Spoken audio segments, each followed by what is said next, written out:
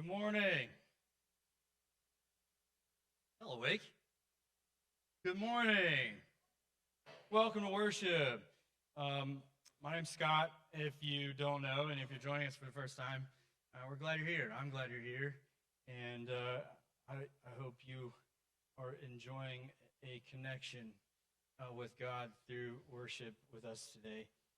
I wanted to say before I begin, we have a rosebud that we have put out, and typically we do that when we celebrate a baby's birth.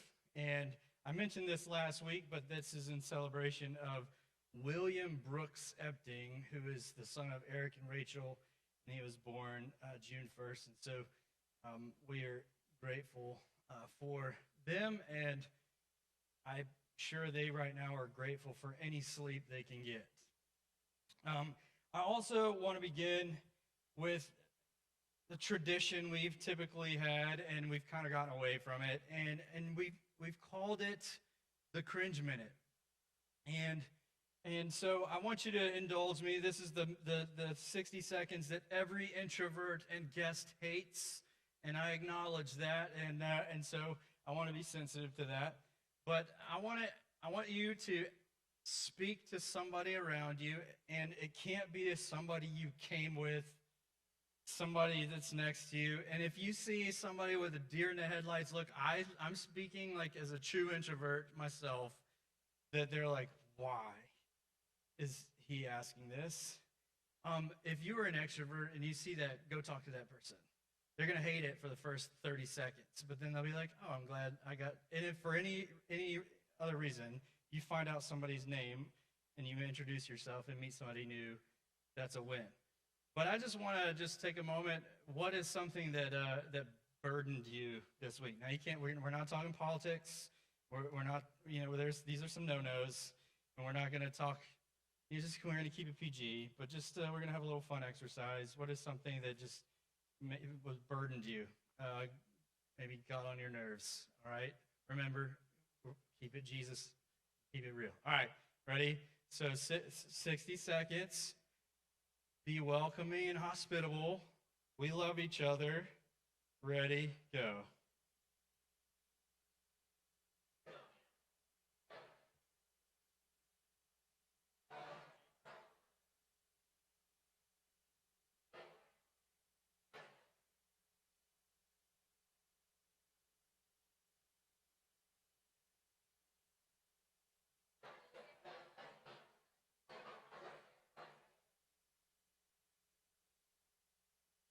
30 seconds. You're almost there, introverts. Almost.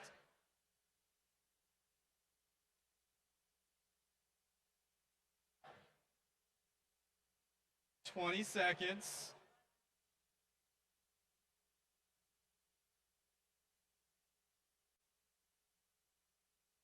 "10 seconds.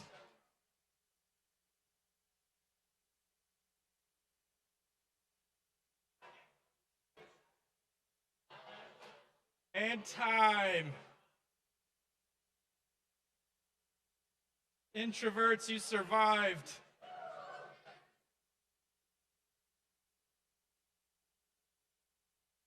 Extroverts are still talking. We need more time. The extroverts are like, we need more time. Introverts are like, that felt like an hour. So I'll tell you briefly one burden I had. I had the privilege of leading a team for Hometown Mission Week this week, and I can honestly say I don't think I've ever consumed as much a leave as I have this past week. And we were just doing our work. And I do want to say this. I'm going to talk about my team a little bit and the work that we did, only because it's what I experienced. And I don't at all mean to diminish the work of other teams. There was a lot of great work, and I'm not emphasizing mine over another. It just was my experience. There were a lot of wonderful things that happened over the course of this past week, and a lot of great things were shared. And so I just want to say that. You heard in the video that we had team names, and so I hope Olivia's in here this morning. I'm gonna give her a hard time. And so our team name, they're like cool names like lobster and flamingo and goat. I want to be a goat, the greatest of all time. And so we were going to be a Scottish cow. And Scottish cow, and they've got like these shaggy hair. And I was like, yeah, that's cool. Okay. And then they were like, hey, Scott, I'm sorry, we have to pivot because your animal didn't come in time. And I was like, oh, so what are we? You're a pig.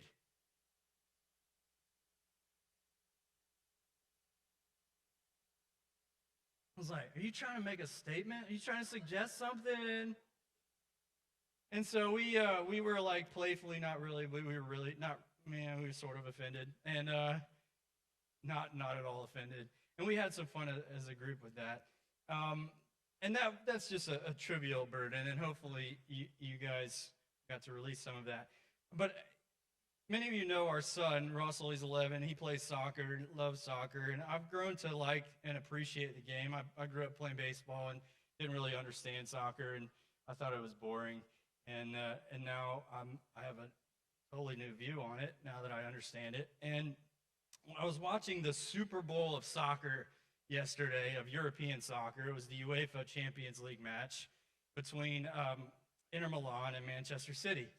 And these are two clubs, one from Italy's league and then another from the English Premier League. And they have made it through a gauntlet of matchups and are facing each other for the championship. It's one of the biggest, most prestigious sporting events in all of Europe. And so as I was watching this game, and it was close throughout, and Manchester City was favored far and away, the better team on paper, but they finished first in their league, and Inter Milan finished third in theirs, and yet they never really could get over the hump as far as dominating the game. Anyway, the game ended in favor of Manchester City, 1-0, despite some close calls and almost goals on each side. The point I'm trying to make is this. After the game, I noticed these grown men who make millions. Now, you think football players make a lot of money, or any athlete makes a lot of money. Soccer players around the world make a lot of money. And these grown, very wealthy men are running around on this field for Manchester City, and they are jubilant and excited. And you could tell that this is a challenge that they have been pursuing for years, and they just quite haven't gotten over the hump. And this is the time they finally did it, and they've been near the final every season, and they finally did it, and you could see the relief on the manager's face, on Pep Guardiola's face. And then you could see Inter Milan's team just dejected. And what's clear to me is there is this thing inside of them, even though they do it for a living, that soccer is their job, they cared more about it than just to do it for money. There was pride in it. There was this burden, this whatever it is, pressure or desire to win or to be at the pinnacle of their profession. They carried this. It was a part of who they are and what they do. It's more than just earning a living for many of them. I can't say that for all of them, but just for many.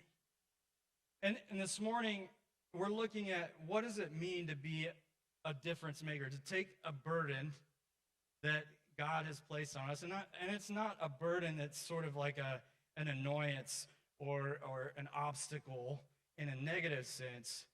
It is a nagging sensation, an idea, a thought, a person, a group, a church, a small group, your employer, your coworkers, your fellow students, your whomever. Something about them that God places on your heart, it weighs on you, that there is something more out there. There is something better. There's something that's not right. There's something that could be right. there's something that's unjust. There's something that needs to happen, that God is nagging inside of me and saying something to me, and maybe I don't have no idea what it is, but I know that something has to be done. And there, I think, is something in each of us that may bother us in that way and weigh on us on that behalf in some way. And I would suggest this, that this nagging sensation, this burden that we bear often reveals the calling that we will embrace. I said this last week that Frederick Buechner says that our calling is where our burden meets a world's need, where we have a passion to meet a need in the world. That is the intersection of where God is calling us. And I think there may be, for many of us, I would suggest, if not many, all of us, that we could and may always be at the precipice or at the front of something potentially very good, something very special. And we rarely know or realize when we are on that precipice, when we are on the verge of something really special, when it pertains to God. And sometimes this is hard to know. But sometimes it's as simple as seeing a need, seeing an opportunity to help, even if it's a small need or it's a small way, and you can just give it a shot. You can help. Because doing that could be the point at which something special may begin to happen because of the actions or the desires that God has placed on our hearts. It could be praying about an idea, or considering serving, or thinking about starting a small group, or joining together in a mission, and maybe you have no idea. You have no idea. You're like, Scott, I got here this morning. That's enough. Like, if only you knew what it took. And that's okay.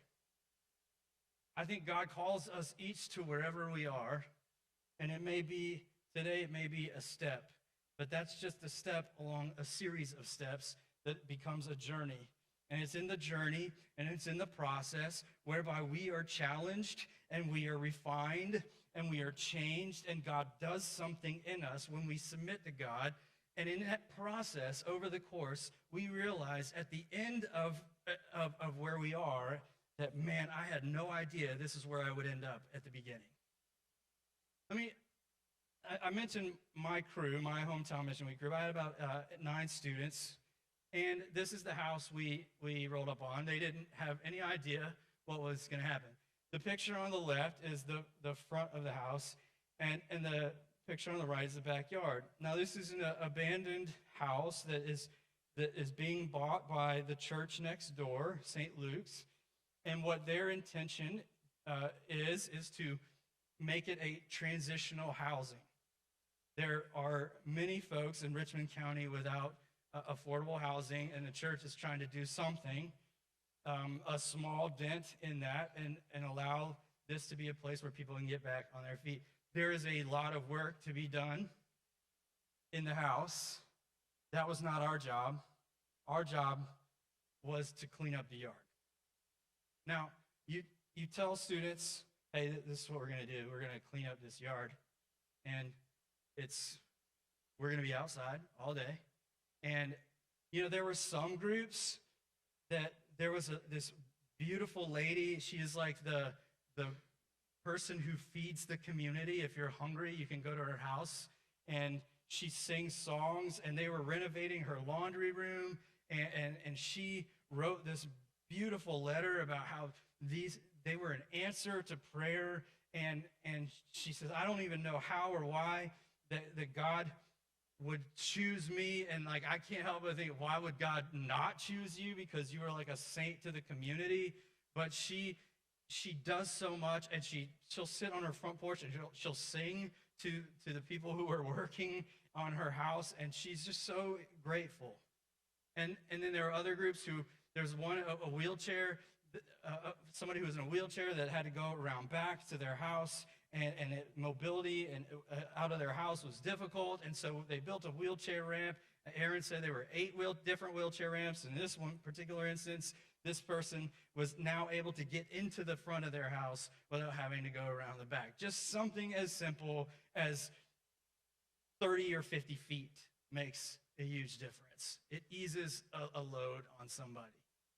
Another group, they were running a camp at St. Luke's for an organization, and they were given coloring books, and they were like, here, we need you to figure out how to entertain young kids for hours with these coloring books. And they had no idea that was going to happen, and they did it. And it was an opportunity, and there were many other examples of this past week, where there was an opportunity that God is calling us to. How are we going to get this done? And you know, my group, they didn't really have a person that they could see. That it was just a yard. I had one young man who got poison ivy on the first day, and he was back on the third day, like Jesus rising up from poison ivy. I love this kid. I thought no way we'd see him, and he was back. And then we had another person who got stung by a wasp, didn't even see it, and finger blew up like a balloon, and still came. And we were kind of sort of laughing about it after we knew that he wasn't going into anaphylactic shock or anything, and that was a good thing. But sometimes we're in the middle of something, and we don't know that we're on the precipice of something greater. Sometimes it's hard to see the forest from the trees, but we know that God is asking us to do something. We spoke last week about an individual, an ordinary person named Nehemiah, who was on the precipice, on the verge of something great. His brother had come to town. He was a cupbearer, so as we talked about, the person who sips the wine before the king to tell whether it's going to be poisonous. So if he dies, then the king knows, I won't drink that wine. And so this is a really hazardous job, you would say. And here, Nehemiah, as a cupbearer, is an ordinary person with extraordinary access to King Artaxerxes in Persia. And his brother comes and tells him of the destruction that has happened to his homeland, and his heart is breaking for his city. He's not a priest, he's not a warrior, he is not anything but a person with extraordinary access and a calling, a burden that God would place on his heart. And he's decided that he couldn't sit by and do nothing.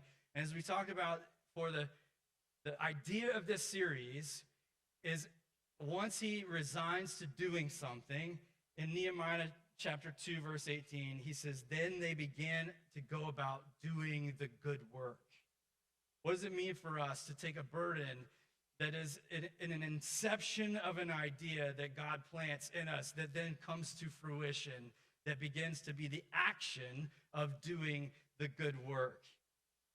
And so we looked at this, and we looked at the history of what had happened to his homeland. And about 150 years before that, the Babylonians under King Nebuchadnezzar had come into Jerusalem, into Judah. They had ransacked the city. They destroyed Solomon's temple. They destroyed the walls surrounding Jerusalem, surrounding their homeland. They destroyed everything about people's homes. They burnt them to the ground, and then they took folks into slavery and exiled them out of their homeland.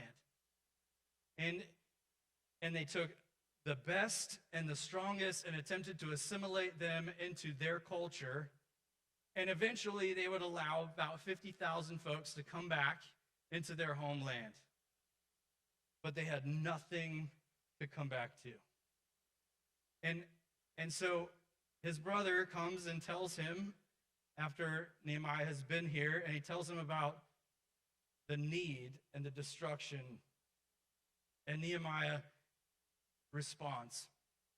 And we talked about how do we begin the good work? We sit down and we cry. This is what Nehemiah did. His initial response was to just weep. And we talked about the splagnizomai, that Greek word that is compassion, like deep compassion from within. And then he knelt down to pray. I don't know what to do. I just know that my heart breaks for this situation. And God, I just want to say to you, my heart breaks for this situation, and I want to do something about it, but I don't know what to do. And then God says to him, he says things to him and encourages him, and he stands up and he acts. And so this is what he has, this burden, and he seeks God faithfully to live out his calling.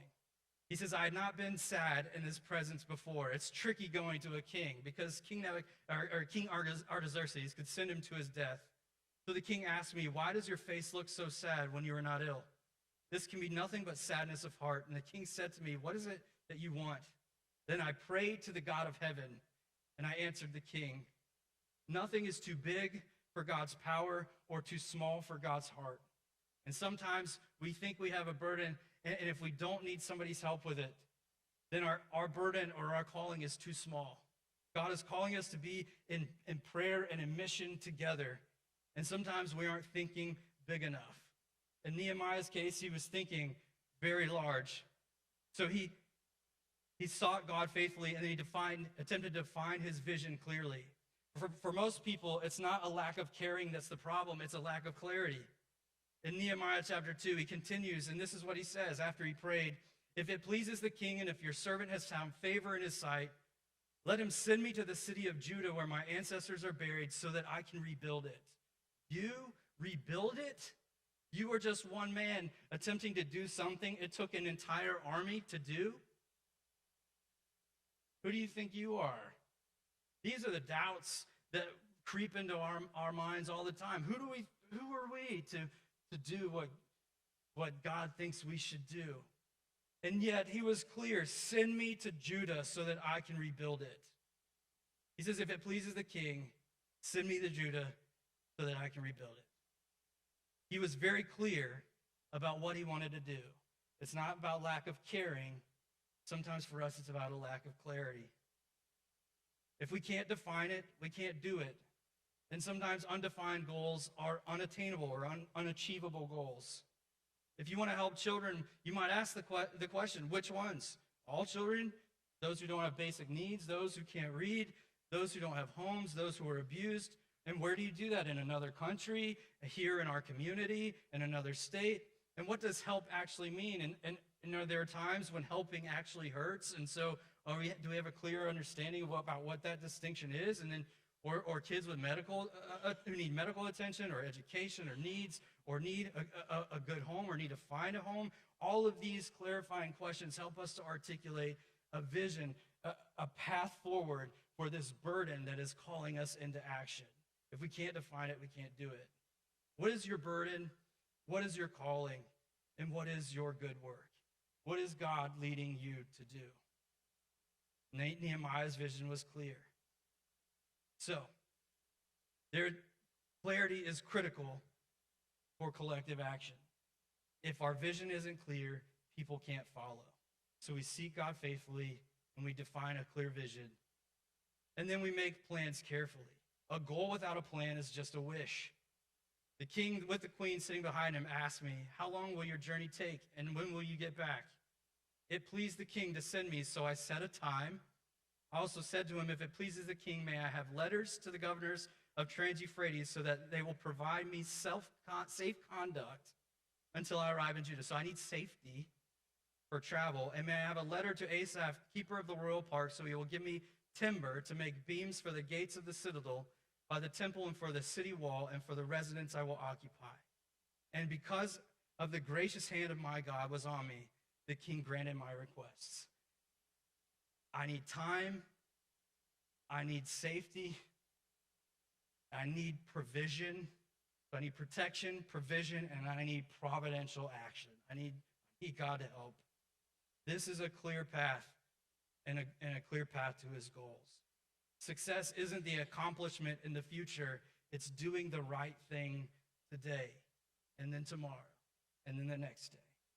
So we seek God faithfully, define the vision clearly, make plans carefully, and finally we inspire people passionately.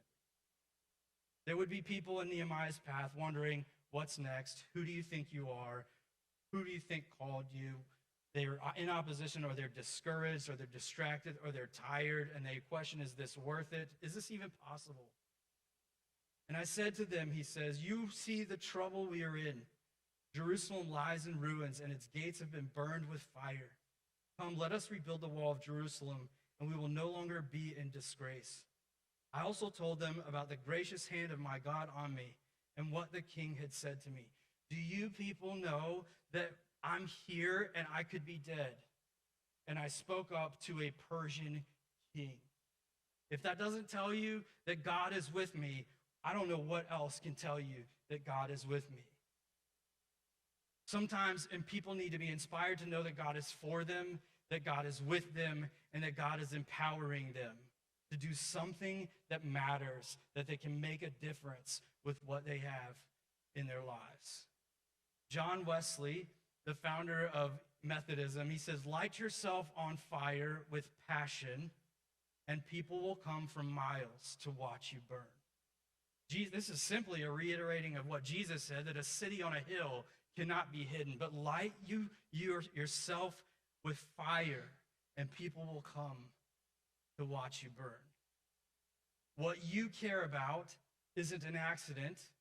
God knew what he was doing when God made you. God gives us a burden, each of us different, but nonetheless the same. We are called to action, to do something, to be difference makers.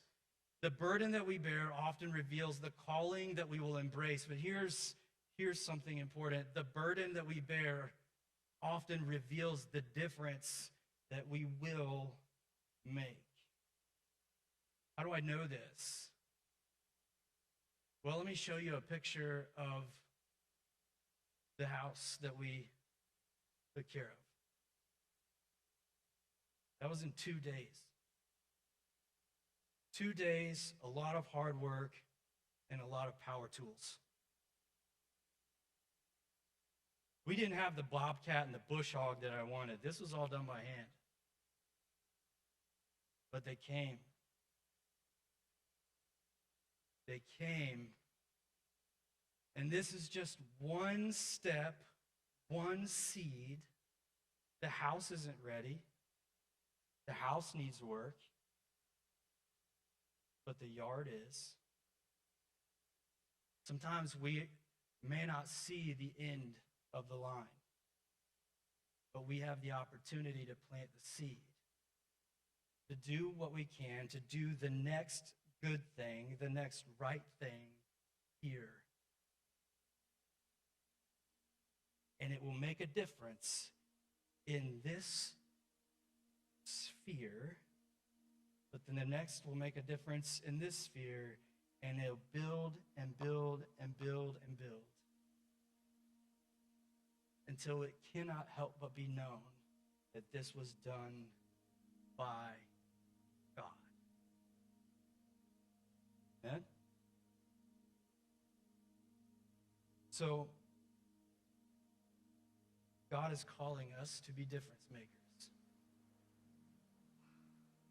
The proverbial yard, the burden that you carry, the thing that stirs the fire, that lights yourself on fire with passion, to see you burn for something greater than yourself. My prayer in these final moments is that whatever it is, God will speak to you, help you discern that, but nonetheless, propel you to act. Pray, God, thank you for calling us to something bigger. Whether it's to rebuild a wall or to just rebuild a fence or to pull out bushes or to have a conversation. Whatever it is, God, there is nothing too insignificant to be done for your glory, to make a difference, to bring hope and healing and goodness back into this world, because you have called us to live beyond ourselves for something far greater than we already are. Move us into your will this morning and this week. For it's in your name we pray.